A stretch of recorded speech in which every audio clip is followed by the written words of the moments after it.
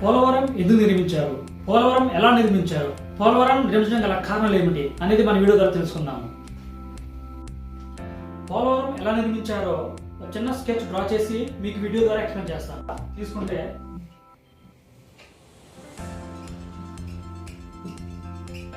ఇది పుట్టుక గోదావరి. పుట్టుక గోదావరి అంటే భూమి పుట్టిన కాంచి ఒకే డైరెక్షన్ లోని గోదావరి వెళ్తుంది. ఇలా ఒకే డైరెక్షన్ వెళ్తున్న గోదావరి ఎదురుగా అప్పర్ కాఫర్ డ్యామ్ నిర్మించడం జరిగింది.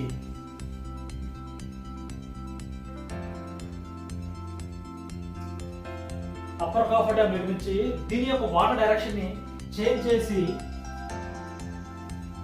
ఇలా మళ్లించడం జరిగింది. ఇలా మళ్లించి ఈ డైరెక్షన్ లోని డ్యామ్ నిర్మించడం జరిగింది.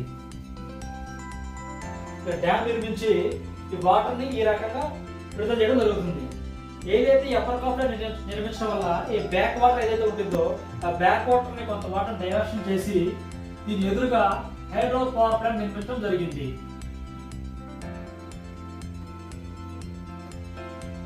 హైడ్రో పవర్ ప్లాంట్ ద్వారా విద్యుత్ ఉత్పత్తి చేసిన తర్వాత దీని నుంచి వాటర్ ని తిరిగి మరలా కాలువ ద్వారా గోదావరిలో కలపడం జరుగుతుంది. ఇది ఒక మెయిన్ పర్పస్ అన్నమాట.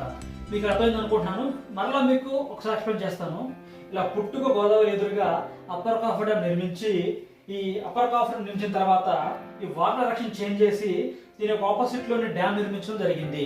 డ్యామ్ నిర్మించిన తర్వాత ఈ బ్యాక్ వాటర్ ఏదైతే ఉందో ఆ వాటర్ ద్వారా హైడ్రో పవర్ ప్లాంట్ ద్వారా తీసుకెళ్లి అక్కడ కరెంట్ ఉత్పత్తి అయిన తర్వాత తిరిగి మరలా వాటర్ ని గోదావరిలో నిర్మించడం జరుగుతుంది.